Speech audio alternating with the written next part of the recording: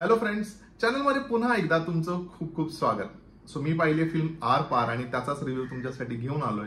कशी वाटली मला ही फिल्म पटापट शेअर करणार आहे. त्याआधी पटकन चॅनलला सबस्क्राईब करून टाका.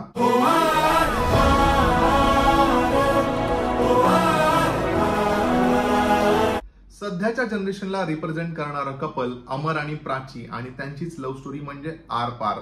सो सध्याच्या जनरेशन मध्ये प्रेमाची काय परिभाषा आहे, काय परिमाणं आहेत प्रेमाची आणि कसं डिफाईन केलं जातं प्रेम, एकमेकांबद्दल असणारं जे अट्रॅक्शन आहे किंवा एकमेकांबद्दल वाटणारं जे प्रेम आहे ते व्यक्त करण्याची काय पद्धत आहे, काय बदल झालाय म्हणजे ह्या एवढ्या वर्षांमध्ये किंवा एवढ्या शतकांमध्ये दशकांमध्ये काय बदल झालाय, प्रेम ह्या व्याख्येमध्ये काय बदल झालाय किंवा प्रेमाकडे बघण्याचा दृष्टिकोन कसा बदलला गेलाय. मला वाटतं हे सगळं आपल्याला आरपार ह्या फिल्मच्या कथेमध्ये पाहायला मिळतं.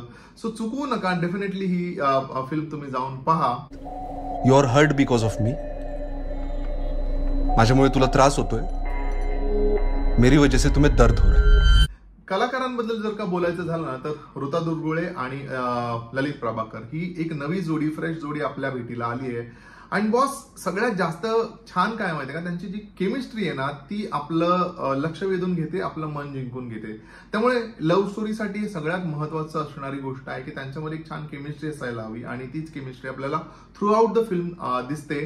ऑब्व्हियसली खूप टॉक्सिसिटी पण दिसते, ओव्हर पॉझिटिव्हनेस आहे, त्यानंतर खूप जास्त ओव्हर केअरिंग आपण कधी होऊन जातो, ते सगळ्या शेड्स आहेत. आणि ज्या प्रकारे ह्या दोघांनी परफॉर्म केलंय, काही काही सीन्स लिटरली आपल्या अंगावर गूजबम्स आणतात. ओके, जो कॅफे मधला सीन आपल्याला ट्रेलर मध्ये देखील दिसलाय तो सीन मतलब बहुत ही बढ़िया. काय करत नाहीये, हात दे. Amar, I know you are hurt because of me. अरे माहिती तुला माझ्यामुळे खूप त्रास होतोय. आता तेच मराठीतून बोलून दाखवणार आहे का तू?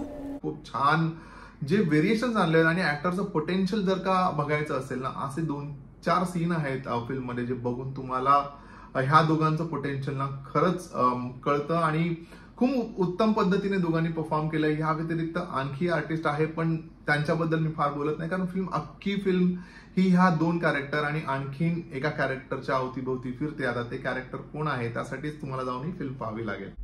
लेखक दिग्दर्शक गौरव पत्कीने एक अतिशय वेगळ्या अंदाजात एक वेगळी लव्ह स्टोरी घेऊन आलाय.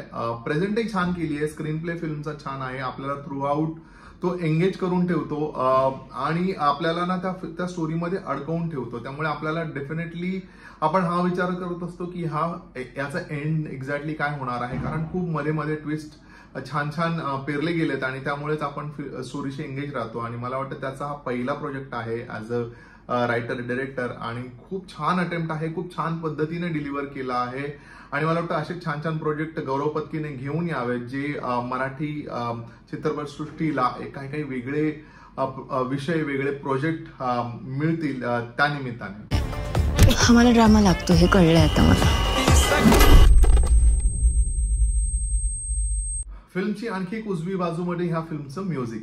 गुलराज सिंगने त्याचं जे मॅजिक आहे किंवा त्याचा जो फ्लेवर आहे तो खूप छान पद्धतीने आणलाय. लिटरली तुम्ही गाणी ऐकाल ना, यू विल फील की आपण बॉलिवूडचं म्युझिक ऐकतोय, म्हणजे त्या दर्जाचं म्युझिक आहे. आणि मला खूप अभिमान वाटतोय हे सांगताना की अशा फ्लेवर्स असणारे म्युझिक आपल्या मराठीमध्ये देखील केले जात आहे, असे एक्सपेरिमेंट केले जात आहेत.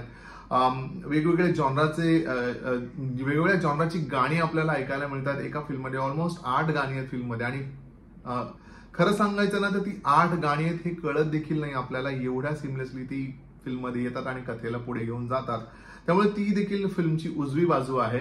निगेटिव्ह सांगायचं जर झालं ना तर थोडी आणखीन स्ट्रॉंग प्रोडक्शन व्हॅल्यू असायला हवी होती आणि त्यामुळे ना कुठे कुठे आपल्याला तो प्रोडक्शन मधला कॉम्प्रोमाइज दिसून येतो. त्यामुळे काही सीन थोडेसे ड्रॅग होतात आणि त्यामुळे तेही सीन थोडे इम्प्रूव्ह करता आले असते तर ओव्हरऑल एक आणखी स्ट्रॉंग इम्पॅक्ट आला असता. बट अदरवाईज हा प्रोजेक्ट, ही फिल्म ना डेफिनेटली जाऊन बघायला हवी आहे, कारण खूप वेगळी हटके लव्ह स्टोरी आहे. थोडा कबीर सिंग वाला फील आता आहे बॉस, हे लक्षात ठेवून जा. आणि कशी वाटली बघितल्यानंतर मला कॉमेंट करून सांगा. माझा रिव्ह्यू कसा वाटला हे देखील सांगा. मी फिल्मला देतोय 3 स्टार्स. सो फ्रेंड्स, हा होता माझा म्हणजे रवीचा व्ह्यू ऑन फिल्म आर पार. तुम्ही फिल्म पाहिली नसेल तर पटापट जाऊन ती फिल्म पहा आणि कशी वाटली मला कॉमेंट करून सांगा. आपण भेटूया पुढच्या रिव्ह्यू मध्ये. तोपर्यंत स्टे ट्यून्ड.